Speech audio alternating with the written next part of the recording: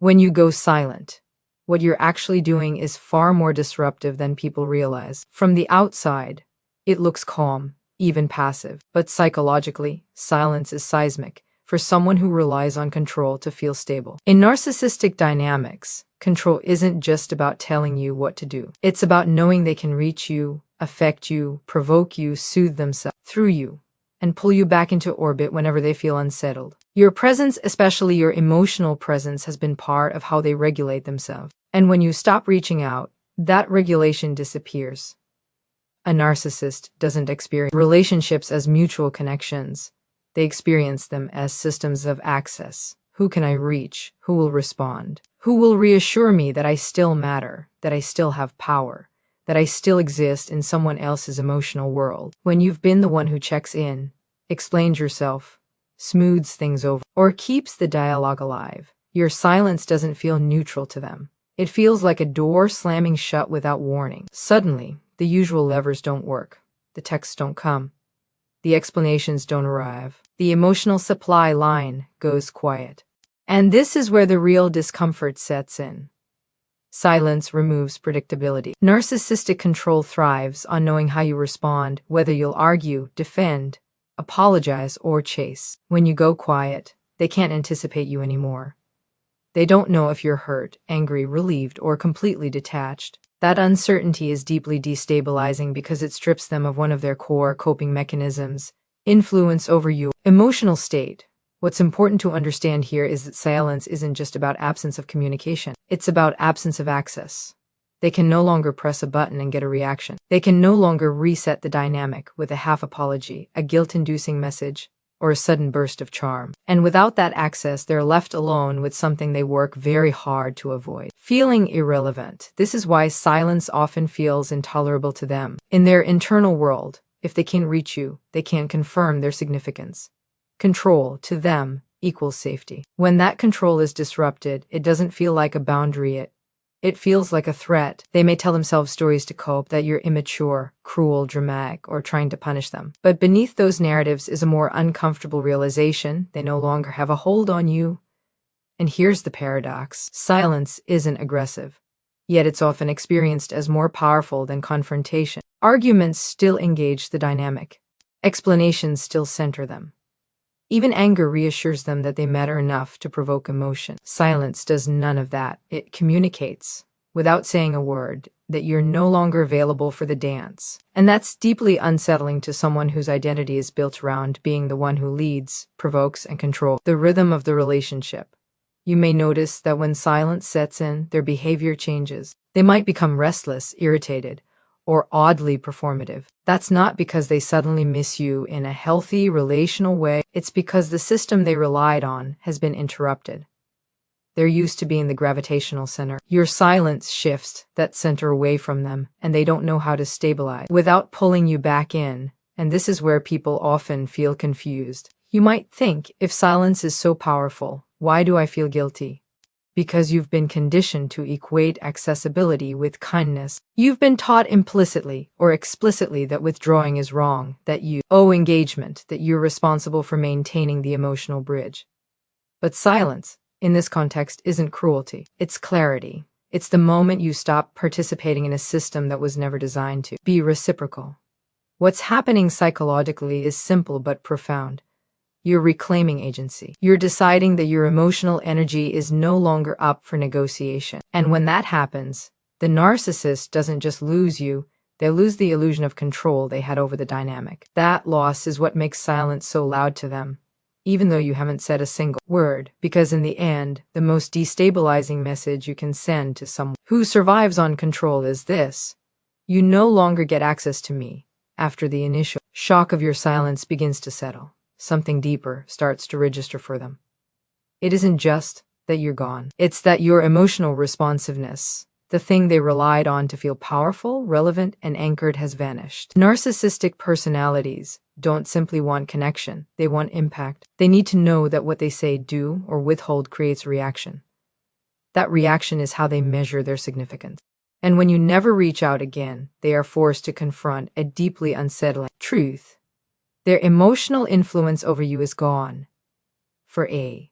long time, they may have assumed that no matter what happened, you would respond. Even if you pulled away temporarily, even if you were upset, even if you needed space, there was an expectation that you'd circle back. Explain. Check in. Re-engage. That expectation becomes a kind of entitlement. So when your silence stretches on and there's no emotional echo, no anger, no sadness, no longing, it disrupts the belief that they still matter in your internal world. What's important to understand is that this realization doesn't arrive as insight or humility. It arrives as discomfort.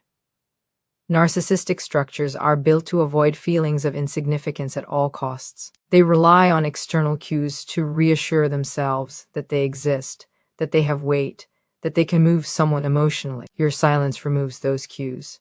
They can no longer tell if you're thinking about them, missing them, or even remembering them. And for someone who equates emotional impact with self-worth, the ambiguity can feel unbearable. This is often the moment when they start to replay past interactions, not to understand their behavior, but to locate the leverage. Did they say something that finally went too far? Did they miscalculate? Are you trying to teach them a lesson? The focus is not on your experience, but on their loss of effect. Because what's dawning on them is not that they hurt you, it's that they can't reach you. And that distinction matters. In healthy relationships, losing emotional influence might prompt reflection or repair. In narcissistic dynamics, it triggers anxiety and defensiveness. The silence exposes a vulnerability they try to keep hidden. Without someone reacting to them, they feel empty. Not lonely in a relational sense, but hollow. As though the room goes quiet and there's no one left to perform for. This is also why they may oscillate between minimizing you and obsessing over you. On the surface, they might dismiss you as unimportant, tell others they don't care, or convince themselves they've won. But underneath, there's an unsettling awareness that you are no longer emotionally available to validate their existence. The absence of your response becomes a kind of void they can't fill with logic or bravado. Your silence becomes proof that their influence had limits, and that's not something they're used to facing. They may have believed that their charm, authority, or emotional tactics could always pull you back in. That belief often sustains them through conflict. When it fails, they're confronted with a reality that feels humiliating. You are no longer moved by them. And here's where people often underestimate the power of this moment. You didn't argue your way out. You didn't explain your boundaries into existence. You didn't convince them of anything. You simply stopped responding. And in doing so, you communicated something more definitive than words ever could. You showed them that their emotional reach ends where your boundaries begin.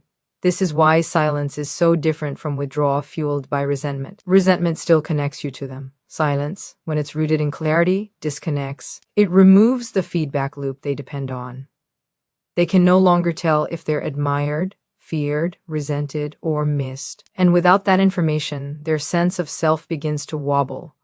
For you, this may feel anticlimactic. You might expect fireworks, apologies, or dramatic realizations. Instead, what happens is quieter and more internal. But make no mistake, it's significant. When a narcissist realizes they no longer have emotional influence over you, it marks the end of the dynamic as it once existed. Because the moment your emotions stop responding to them is the moment their power does too.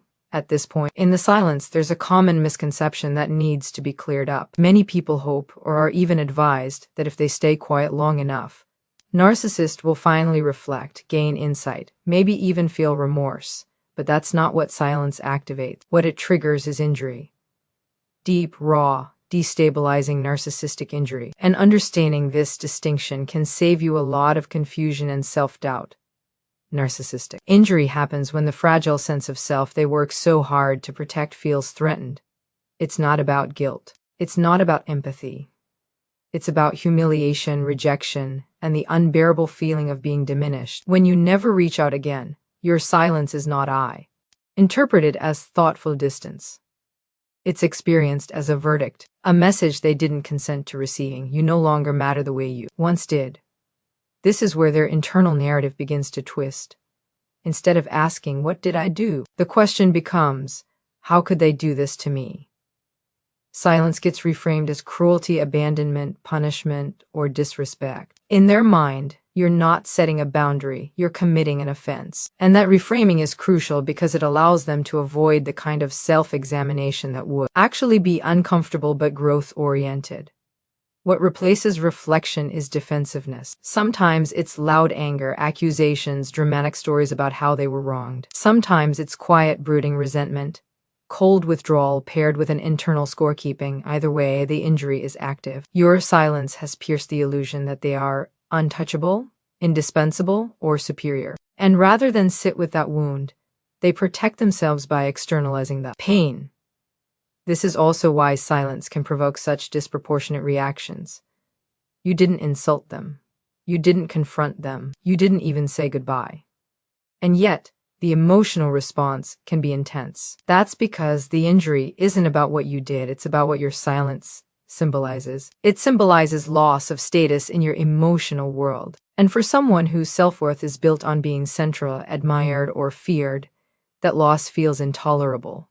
There is often a subtle shift here. They may start rewriting history. Suddenly, the relationship wasn't that important. You were too sensitive, too needy, too difficult. This isn't clarity, it's damage control. It's an attempt to regain equilibrium by shrinking your significance. If they can convince themselves you never mattered that much, then your silence doesn't hurt as badly, but the injury doesn't disappear. It just goes underground. It may show up as quiet rage, as a need to win, in some abstract way, or as a fixation on how they were perceived. What it does not show up as, in most cases, is accountability. Silence removes the dialogue they would normally use to deflect, charm, or dominate, but it does to automatically install insight in its place. And this is where people often get stuck. You may wonder why, despite your calm withdrawal, they seem harsher, colder, or more antagonistic. This is not evidence that silence was wrong, it's evidence that it landed. Injury often looks like hostility, not humility. The absence of reflection doesn't mean your silence failed, it means it bypassed their defenses and hit something vulnerable. It's also important to recognize that narcissistic injury feels existential to them. Your silence doesn't just hurt their feelings, it threatens their identity. If they are no longer seen, responded to, or emotionally engaged with, then who are they in that relational space? That question is terrifying for someone who depends on external validation to feel real. So instead of turning inward, they turn outward. They may seek attention elsewhere. They may position themselves as the victim. They may double down on superiority. All of these are attempts to soothe the injury without confronting its source. And the source, whether they admit it or not, is the realization that you chose disengagement over participation. For you, this phase can be especially confusing because it may look like you're being punished for doing nof, ing. But what you're witnessing is not a response to silence.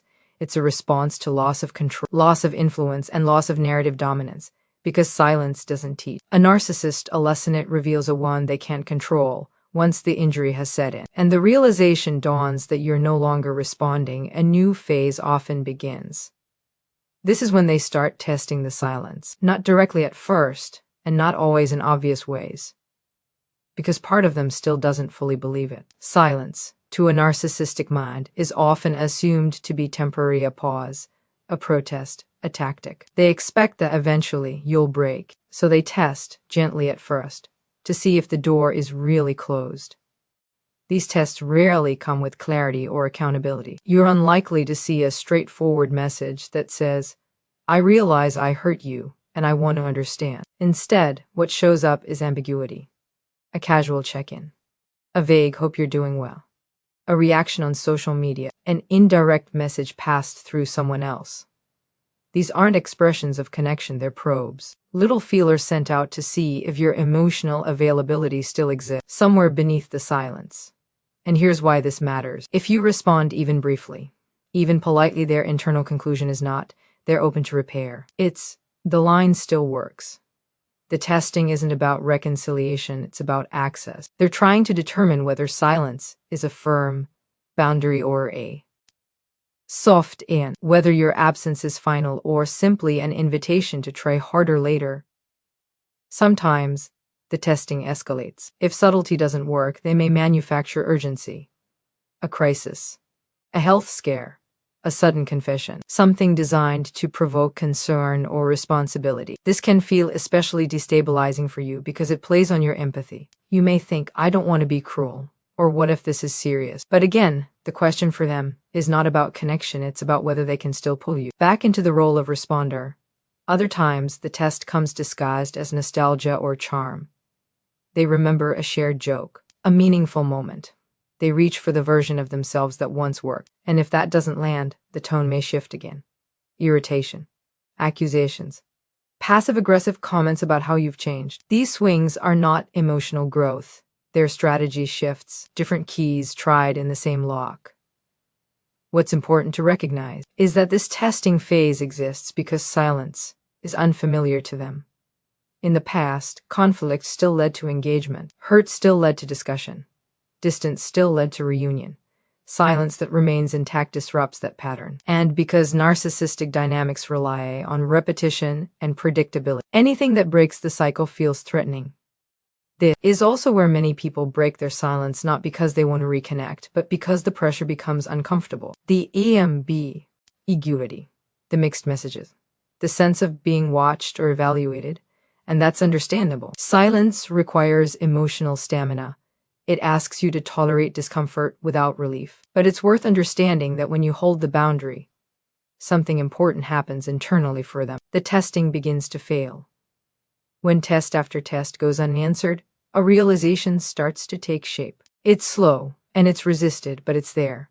You're not just busy. You're not just upset. You're not waiting for the right words. You're done engaging. And that realization often feels more confronting than anger ever did because anger implies connection. Silence implies finality. This is why consistency matters more than explanation. Every response resets the clock. Every engagement reinforces hope that access still exists. Silence, when it's steady, communicates something very specific. This dynamic no longer has an entry point. And for someone accustomed to always finding a way back in, that's deeply unsettling. You may never know how many tests were run behind the scenes, how many drafts of messages were written and deleted, how many strategies were considered. But what matters is not their process, it's yours. Each day you remain silent. You reinforce a boundary that no argument could ever secure. Because when silence stops being something they can test, it becomes something they have to accept as the silence holds on. The testing begins to fail. Another realization starts to surface, one that is profoundly uncomfortable for them. Without your effort, without your emotional labor, without your willingness to initiate or repair, the relationship itself begins to collapse. And in that collapse, something becomes unmistakably clear. The connection only existed because you sustained it. This is where the transactional nature of the relationship is exposed. For a long time, you may have been the one reaching out, checking in, smoothing things over, re-explaining your feelings, or giving the benefit of the doubt. You kept conversations alive. You absorbed tension. You adjusted. From the inside, it may have felt like commitment, loyalty, or patience. From the outside, it looks like emotional labor and lots of it. When you stop doing that work, there's nothing left to prop the relationship up. For a narcissist, this is a deeply destabilizing moment because it challenges a core belief that relationships persist because of who they are. The silence forces them to confront a different possibility, that the relationship persisted because of what you provided. And that's a painful realization because it reframes the entire dynamic. They weren't the magnetic center they believed themselves to be. You were the glue. This realization doesn't arrive gently. It arrives through absence, conversations that don't resume, conflicts that don't get revisited, emotional bids that don't land. And over time, the pattern becomes undeniable. Without your initiation, there is no momentum. Without your emotional investment, there is no intimacy. Without your responsiveness, there is no relationship. What's particularly difficult for them is that this exposure happens without confrontation. You didn't accuse them of being self-centered. You didn't point out the imbalance. You didn't demand reciprocity. You simply stopped compensating, and in doing so, you revealed the asymmetry more clearly than any argument ever could. This is often when they begin to feel a sense of entitlement rising. They may think, after everything I've done, how can they just disappear? But that sense of entitlement is rooted in the assumption that your role was permanent, that your availability was guaranteed, that your effort was owed. Silence disrupts that assumption. It reframes the relationship from something mutual to something maintained, and that's not a flattering shift. You may also notice that during this phase, they struggle to articulate what they're missing. They might say they miss you, but what they're really missing is the function you served, the validation, the regulation, the consistency, the emotional scaffolding. And when that scaffolding is gone, the structure collapses under its own weight. This is why, even if they do reach out, the tone often lacks true curiosity about you. There's an urgency to restore the old dynamic, not to build a new one. They want the benefits back without examining the cost you paid to provide them. Silence prevents that restoration. It doesn't give them the opportunity to slide back into the familiar role. For you, this phase can bring a strange mix of grief and clarity. You may finally see how much of yourself you were pouring into something that wasn't being equally held. And while that realization can be painful, it's also grounding. It helps you understand that your silence didn't end a healthy relationship, it revealed an unsustainable one. And for them, this exposure can feel humiliating, not because they lost you as a person, but because they lost the system that made them feel stable. A system why didn't know how to maintain without you doing most of the work. This is the quiet truth that silence uncovers. When you stop giving, the relationship doesn't weaken, it disappears. Because what vanishes in your silence isn't love, it's the labor that was never returned. By the time the silence has held this long, something fundamental has shifted. There is no longer confusion, testing, or frantic interpretation. What's left is exposure. And this is where silence becomes something far more powerful than distance. It becomes a mirror they cannot adjust, argue with, or manipulate. And that is precisely what makes it so unsettling. For much of the relationship, they were able to shape how they were seen. Through charm, defensiveness, blame shifting, or storytelling, they could influence your perception. If something went wrong, there was always a way to reframe it. If they were hurtful, there was a justification. If you pulled back, there was a narrative that put them back in control. Engagement gave them material. Silence takes that material away. Without your responses, there is no feedback to correct, no reaction to manage, no emotion to redirect. They are left with only one thing, their own reflection in the absence of your validation. And while narcissistic structures are built to avoid self-examination, silence creates a space where avoidance becomes harder. Not because they suddenly want to reflect, but because there's nothing left to distract from what's miss. This is also where the loss of narrative control becomes painfully clear. When you were engaged, they could tell themselves a story about who they were in your life. Important, central, indispensable. When you stop responding, that story collapses. They can no longer confirm it through your attention. And without confirmation, the identity they relied on begins to feel unstable. It's important to say this clearly. Silence does not magically create insight, but it does remove the tools they use to avoid discomfort. They can't provoke you into reacting. They can't charm you into reassurance. They can't argue you into self-doubt. All of those strategies require participation. Silence withdraws participation completely, and in that withdrawal, something irreversible happens. They realize that the image they curated in your mind no longer exists, not because you rejected it, but because you stopped engaging with it. And that loss is deeply confronting. It's the realization that control over how they are perceived ends where your boundaries begin. This is often when you see one of two responses. Either they double down on external validation, seeking admiration elsewhere, performing harder, louder, more urgently, or they retreat into resentment, telling themselves they were never seen or appreciated. Both responses serve the same purpose, avoiding the stillness that silence creates. Because stillness is dangerous for someone who survives on reflection from others. In stillness, there's no applause, no argument, no reassurance, just the quiet recognition that they are no longer shaping the emotional environment. And that loss of control can feel like erasure for you. This phase may feel strangely peaceful and unsettling at the same time. The noise is gone, the constant monitoring, explaining, reacting, it all quiets. And in that quiet, you may begin to recognize yourself again. Your thoughts feel clearer. Your nervous system starts to settle. The absence that destabilizes them becomes space that stabilizes you, and that contrast is important. What drains them restores you. What threatens their sense of self strengthens yours. Silence is not empty, it's full of clarity. It shows you who you were in the relationship and who you are without it. You don't need to announce this shift. You don't need to explain your silence. The mirror does its work without commentary. It reflects a truth they cannot control. You are no longer participating in the version of reality that centered them. And that is why silence endures. Not because it punishes them, but because it protects you. Not because it teaches them a lesson, but because it returns you to yourself. Because when you stop reflecting them, you finally get to see yourself again,